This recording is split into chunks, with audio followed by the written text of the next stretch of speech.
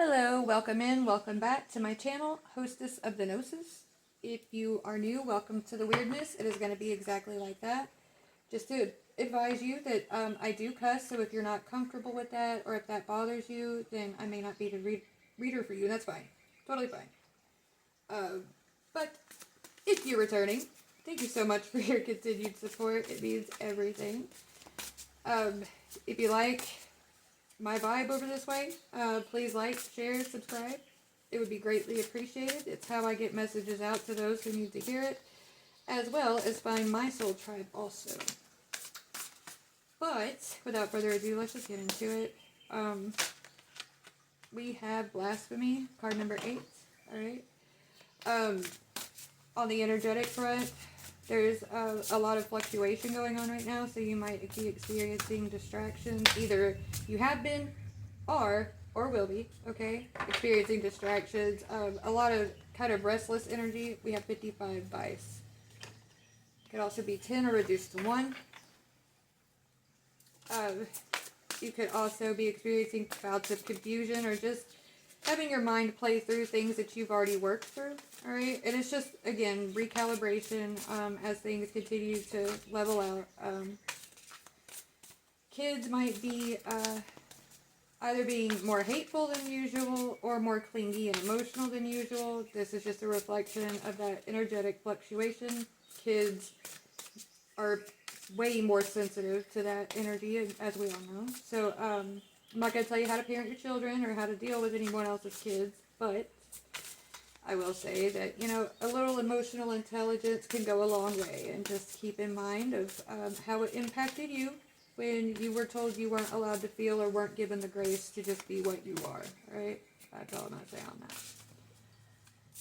Anyway, that's 2. Okay, obedience and infamy are being told to take this one and put this one back. So that's what we're going to do. Alright, and we have 34, which could be reduced to 7. So that's 8, 1, and 7. If that means anything to you. On the bottom, we have 45, which could be reduced to 9. Extreme opposites are opposing factions. Alright? So, blasphemy, vice, and obedience. Okay. So this is coming across like some of you might have family, friends, what have you, influences outside of yourself that might be having you second guess, you know, things that you might be feeling, noticing internally within your own energy as you yourself recalibrate, okay? As you start to navigate through your subconscious, your shadow. And yeah, you know, it pays to understand that, you know, religion is a vice for a lot of people because it's their way to deflect their shadow, okay?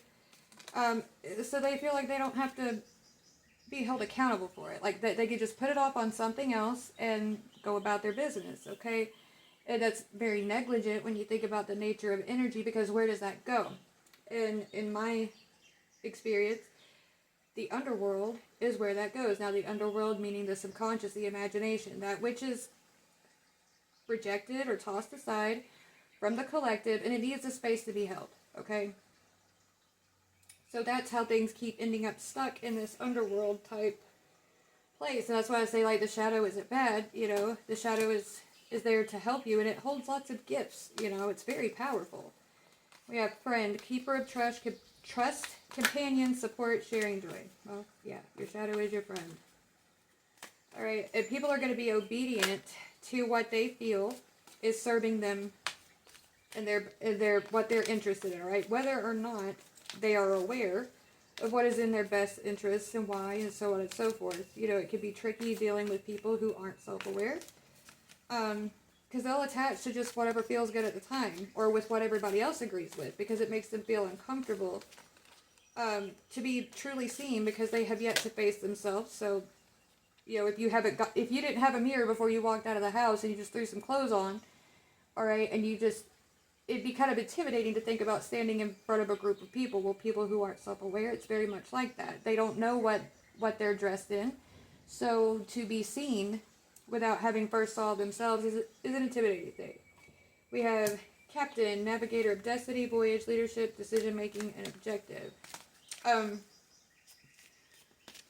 So if you have people that are projecting onto you, or it's very popular amongst like the religious sector, and religion is such a broad term because it's more than just Christianity. You have so many other labels and boxes that people voluntarily put themselves into, or are programmed to try to keep themselves conformed within it. We have influencer, trendsetter, content creator, follower, online influence. Okay. On the bottom of the deck, we have hunter, stalker of prey, aim, strategy, pursuit, survival. That's actually very synchronous.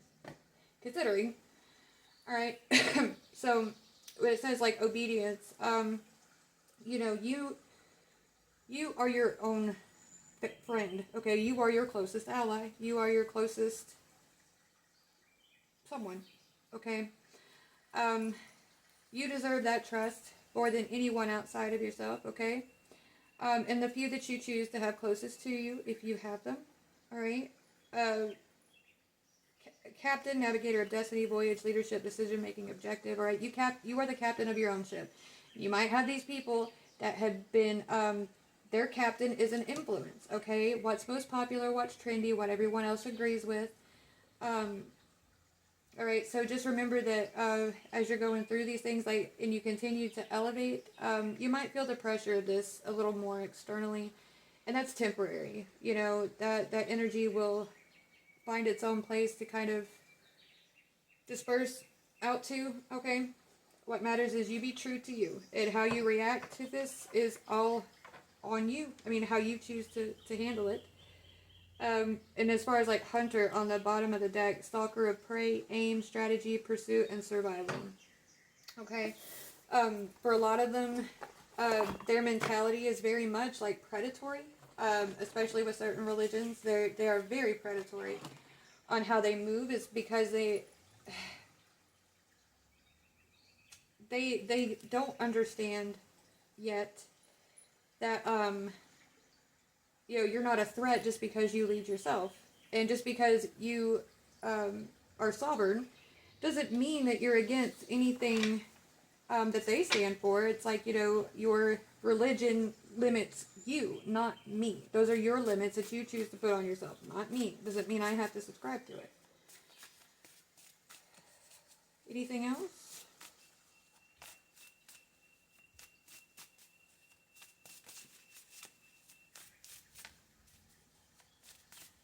Ooh, it could be that, as you continue to embody, your authentic self, that's very powerful energy, and it does ripple outward. People see it. If they don't see it straight on, like, it's a subconscious thing, and they'll subconsciously react to that. And so others seeing that you have this power of influence for the way that you captain yourself, the way that you guide yourself, all right? They might be reaching out, like, for support. They might see you as someone they can trust, okay? There might be organizations that are going to be, having a problem with that. We have temptations, entertaining what need not be entertained, relapse, continuation of bad habits, being enabled, encouraged to partake in risky behaviors, or someone's been naughty. Naughty. All right,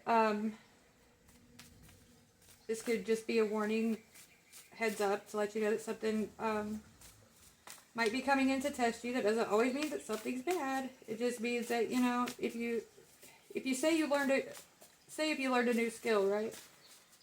Say like you learned to draw something new, all right? If somebody came to you and they said, all right, you said you practiced all this, okay, then draw me this thing that you practiced. It's the same kind of thing on an energetic level. Like, you say that you got these bases covered, that you did the work to get, level that out. Well, let's see. Let's put it to the test and see. All right? That's all that is. And then we have the big something. That's Yggdrasil. It's hard for me to pronounce. But anyway, it's like the tree of life here. Beyond the ice wall. Ooh. And then the day will come when you will be sorry. Ooh, I like where this is going. All right. So to me, this is about like getting to know yourself, putting your feet down. Other people might be saying that, like, if you're in a position of influence, people might say like you're speaking blasphemy.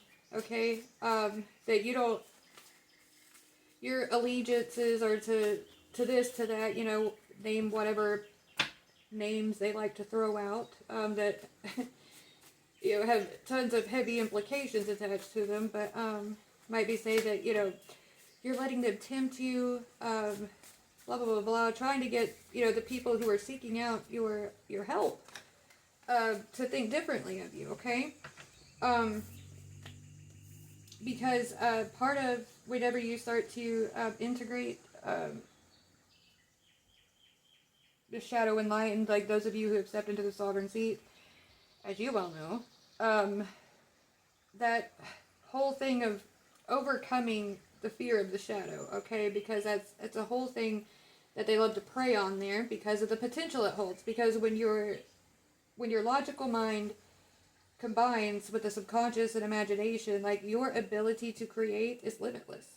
All right, and once you understand and you operate in obedience to that self, and you know it inside and out, and you cannot be swayed to see yourself differently or to let anyone project anything onto you, it bothers them, because then what can they project? You know, where is the stuff that they project going to go? Because you're not going to hold it for them. You've integrated what you need to, and if you're going to take in something that they project, well, you're going to, you know, raise it up into your inner kingdom, right, to serve you, and that's more taken away from them also. The ice wall is like, think about the heart, okay? It's a think of something that had been in hibernation for a long time, sleeping, like you think of like cryogenic sleep, something like that. And as the sovereign flame burns brighter and brighter and brighter, it starts to melt the ice away, okay? Because the big something is remembered, okay? That's what was forgotten about. And, you know, what's funny is, when people will say this so much, like, the day will come, well, you'll be sorry. Well, you know what? We've already faced that, those of us who have integrated that, because we're brave enough to dive deep. Deep diver, a depth diver, prepared to navigate deep matters, okay? That darkness, all right? What is the darkness to you if you're not threatened by it? If it has no sway over you, if it is an ally with you just as much as the light is, then what do you have to fear? What do I have to be sorry for? You know?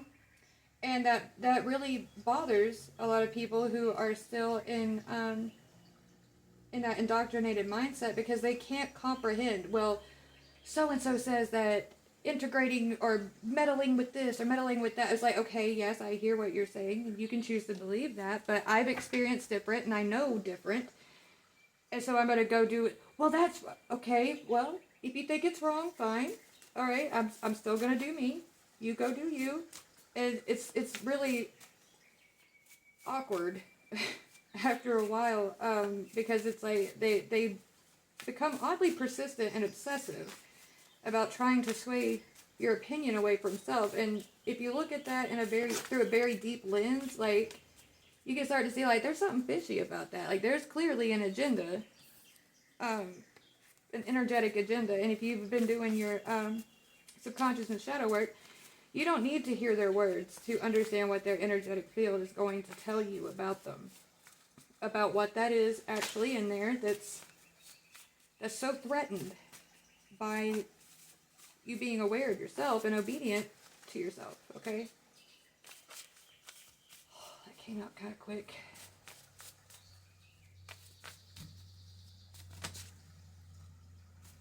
Alright.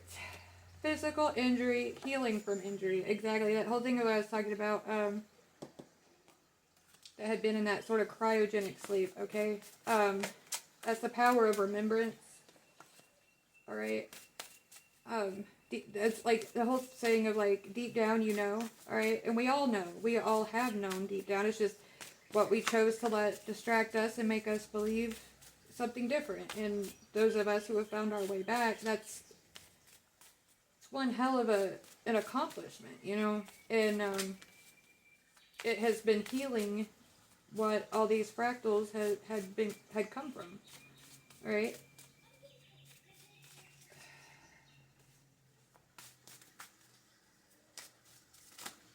Because you're healing that that whole notion, that whole concept of having something else define you, okay? And if you think of that, like, on such a mass scale, like, on a macro level, you have to think, like, say, like, using Christianity, for example, how many unfair expectations are imposed on God, right? And if God, just never has had a chance to be anything different, to grow beyond what it was, okay? So, let's say, just for example, they have, like, all this stuff about the Old Testament versus the New Testament. And when people keep clinging so hard to one or the other, either the Old Testament, I am a jealous God, okay, so here comes the New Testament, well, I walked in the shoes of man, and so, and then, people pick things apart. Well, it's like, well, there's a new season for growth, okay? So how is that energy, that source, going to progress beyond that which it was if it's not given the chance, and if people won't budge, and like there's a lot of scripture about that, about like, you were stiff-necked people kind of thing. Anyway, spiritual cleansing, removing negative energy, however you choose to exercise that, all right? Every time you do that within yourself, around yourself, you are also doing the same for that source, because a part of it is in you too.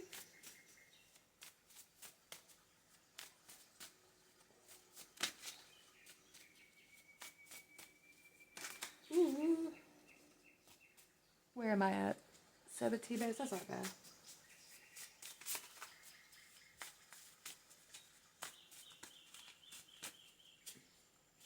What else?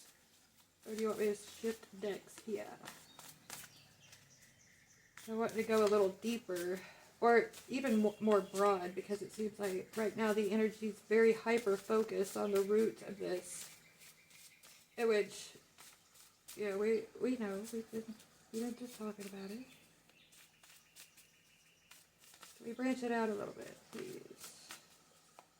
Bring it into a more micro level. I think I'm about to change decks here, because I don't want to just jack off the cards and nothing come back.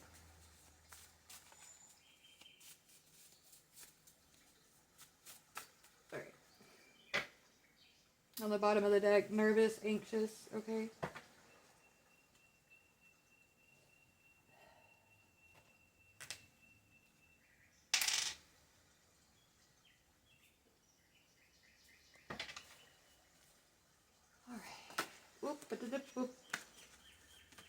How do you just wet it? One at a time. Thank you.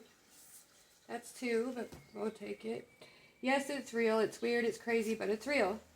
House, property. Okay, house, property could mean literally your house, a property that you own, or your body, your mental state, okay? Your subconscious, your imagination, your mind. Alright, your body.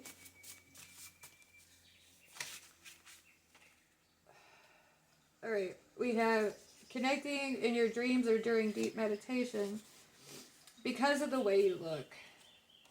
Dark shadow, okay?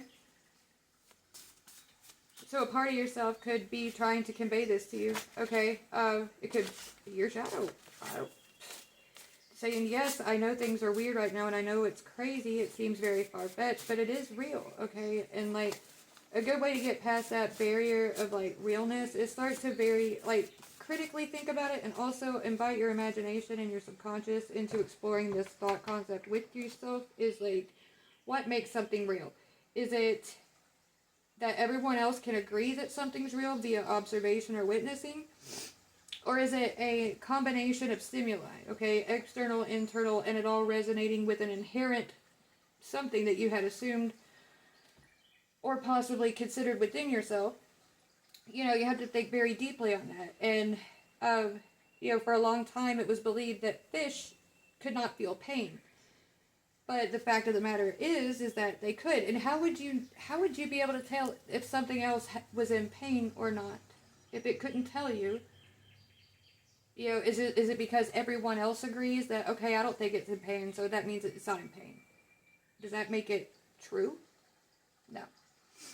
Alright, so like a big place to start with that, if you haven't, is exploring how something becomes real.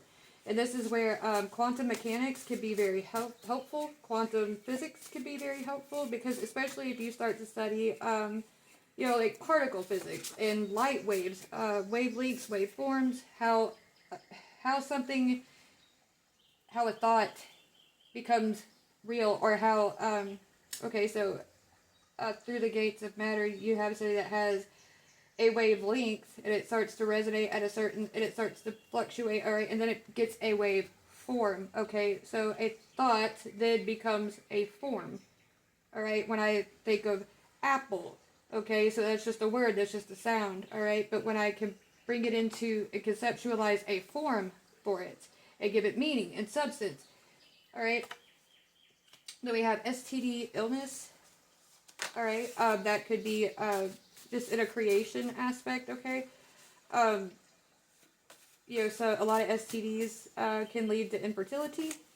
So if you think about that on an energetic plane, and, this other influence that had been so rampant, you could see where that parallel could be drawn, that there was this sort of side effect of having this shadow side of yourself repressed, okay? And that's very necessary and needed for creation. I mean, the darkness holds potential. That is where all is held in that cosmic egg, so to speak, to be able, for that potential to be brought forth, okay? We have divine masculine arriving in your reality. Woo! And then a new connection will come of this. Alright, so, whether you are a man or a woman, masculine and feminine energy, we all have both inner polarities. And how that reflects outside of yourself also depends on how you represent the balance inside of yourself, okay? So, what that might mean to you, your divine masculine arriving in your reality, okay? Take it as it resonates for you. For some of you, it might literally mean that one that you've held within yourself, that you have known and worked with within yourself, that is incomparable to anything outside of yourself, might be actually stepping through into a form for you, okay?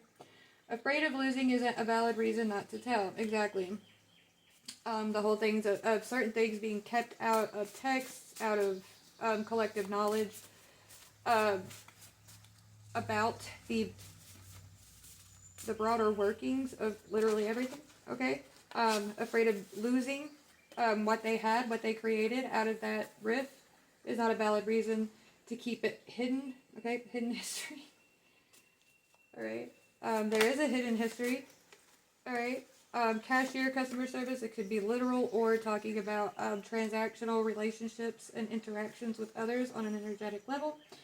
And remember when that was you and handle it accordingly. Like I was saying about dealing with children whenever they experience extreme emotional highs and lows, is remember how it made you feel to be told how to feel, or that what you were feeling wasn't valid. We feel because we feel.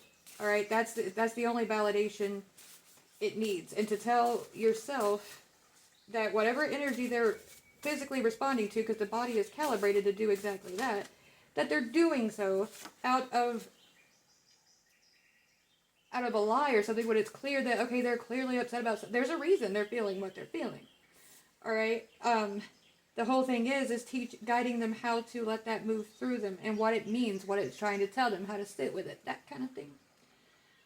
Lied to about pregnancy. I take this because in context with the rest of the reading. This is about energetic exchange, manifestation. There's something that has been brewing within all of us, okay? We do have the ability to create, to procreate. And we were lied to about that ability. That, and, a lot of people think that, a lot of the situations they find themselves, so on and so forth, is only because of external factors. And in that ignorance, because of how they were taught to view that energy, okay? They don't understand that that is a result of what they have been creating within themselves, okay? The way energy responds, all right? We have man. Okay, think of man as a species, not as a sex or a gender in this. Because with the overall context of this reading, this is very energetically focused, and so that's how I'm interpreting it. Now, if it were to have come out from the get-go in a more superficial kind of way, then I would have been like, yes, this is literally a man, but for the overall undertone of this read, it is more of an energetic interpretation, okay? Just wanting to make that clear. Shasha! Where are you going? Alright, spiritual. Alright, yes, so the species of man becoming spiritual, yes. Being a spiritual species, okay, a spiritual creation, alright, a spiritual manifestation of source itself, depending on what source, you know, we'll get into that another time. That whole hidden history and everything, and being lied to about what we could and could not do. And, you know, with these that are trying to pressure you into conforming to this or that, you know, remember when that was you. A lot of us have already been through that path, you know. We were once just as indoctrinated, okay? And something, whatever occurred for us, because that's what we needed. But when you're dealing with these people, you're just being advised, like, you know, remember when that was you. You can choose to take that advice, heed that advice if you want to. Do what you will, and not here to tell you what to do. Rephrase the line, that's impossible, with that's not impossible for me, and fucking stand on it, okay? Of course, you don't have to. But because of your ability to procreate, you were lied to about having a fertile energetic womb, okay? You are fertile, okay? Even man, okay? You know, the use of words is a very powerful thing. Because, again, like I said, I could say the word apple, like you think of, like, wavelength into waveform. I could say apple, and that's just sound, that's just frequency, but when I can give it form and substance, it becomes a tangible something. Alright, so same with your words. They're not just noises, okay?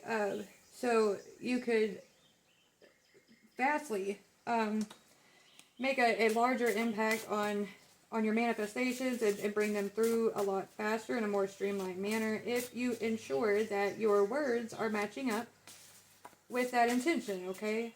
If as accurate as possible, if you could keep that vocal direction as in line with that goal, that manifestation, that you get a more streamlined process, okay? Studying. Alright, so studying ways in which you can do that, maintaining your focus.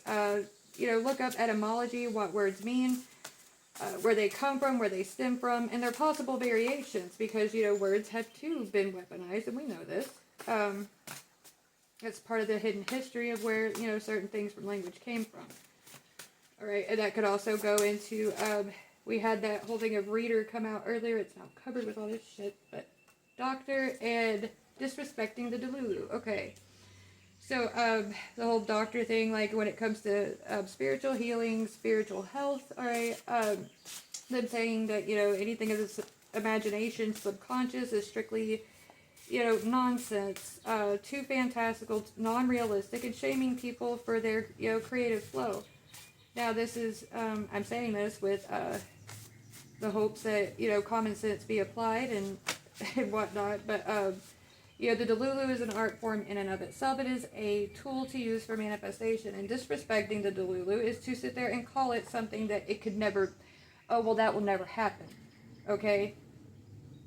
You know, be mindful of your words, and as well as, you know, reminding yourself often that just because others have the ability to speak does not mean they have the authority to speak on your behalf or to speak over you and your own authority of yourself. This is why it's so important to maintain that integrity and your sovereignty. Alright? Whatever comes next, we'll face it together. I feel this connection too, and I'm finding my way to you. That could also be the divine counterpart component, if that's what you've been manifesting, okay? Or even if it's not a counterpart, a friend, a someone, a familiar. For example, you have people that, you know, really feel a bond toward dragons, okay? And if that collective of individuals is, you know, following the energetic route to bring forth such things, then yeah, okay. That's a message from what is coming to them. Divorce, separation, okay, that could be quite literal. If you're in a relationship and, you know, you have this whole thing of, I'm finding my way to you, it could be, you know, an actual person, and if you're with another person, you might have to separate from them in order to be with that, or it could be energetic, spiritual, okay, having a divorce to separate yourself from prior, beliefs, from prior behaviors, habits, what have you, so that aspect of yourself can find its way to you, because you're shining in your authentic light, okay, in alignment, so it can be like, oh, there you are. A wannabe witch, they wish they were intimidating like you, okay, so the people that, you know, talk about being witchy and all this other stuff because they don't actually understand what that means, and they think of it as something, because it's projection, because they inherently have a fear of that label. They think that that is what power is, okay? So, they try to mock that, okay? And it's actually kind of precious when you think about it, because it's like a little kid getting into their mommy's makeup, or trying to put on their daddy's shoes. They're wanting to play a role that they feel is above themselves, okay? And that handler bullshit, exactly, okay? That's their inability to handle themselves. Like, you know, they need to learn how to handle themselves. It's not your problem, not your place, unless you want to try to, but, you know, to each their own. And, you know, sometimes respecting the fact that another's journey is theirs. It's not your place to intervene. It's the best route to go, but to each their own. Falling out of love, alright, that could be with career, with a hobby, with a habit, with a person, with life in general, I mean, what have you.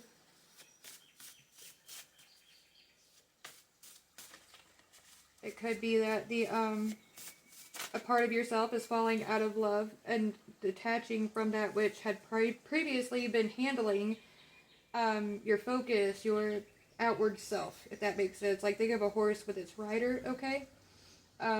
If a horse has lost the bond with the person that, you know, they let steer it, handle the reins and whatnot, you know, it's not going to, when you go to pull this way, it's not going to turn its head that way. When you go to pull that, it's not going to turn it, it's going to do its own fucking thing, okay? You might be wanting to do your own fucking thing. Timeline, dimensional shift, well, we're experiencing that. And I think about you all the time, and lately, you're the only thing I beg the universe to let me see today, every day. Oh, so that might be a confirmation in that. To be able to see that which you've longed to see, that you've been holding this energy for. Now, whatever that might be is up to you, okay? I'm not here to tell you or to dictate your reality to you. I'm here to give you confirmations on what you already inherently know. Alright, and if it resonates, perfect. If not, that's okay. Not everything's going to. Take what does, leave what doesn't. Alright? And I think I'm just going to call it here, because this is pretty straightforward. I mean, you know, continue working on your manifestations. Understand that right now, you know, energy's fluctuating, and how you're handling that fluctuation is going to play a role in, you know, what your manifestations might look like, because, you know, it's a significant time. It's a fertile time, all right, energetically speaking. So, if you're still, you know, working through some of the riffraff of, you know, stepping out of that indoctrinated mindset, what have you, it might pay to kind of do a little bit more meditation, to start asking yourself some of the harder questions, like test your feet and stepping a little deeper. Okay, if you've gotten comfortable with going to a certain depth, that, you know, and now might be the time to give yourself that nudge, to step a little deeper, to see what else those depths have to offer you. Okay, and you know, to that own self be true kind of thing. Let others be true to themselves, or whatever the fuck they have chosen to fucking be loyal to. I mean, it's not your place to tell them either or. Alright? But that's what I have for you, and I hope it helps. Bye.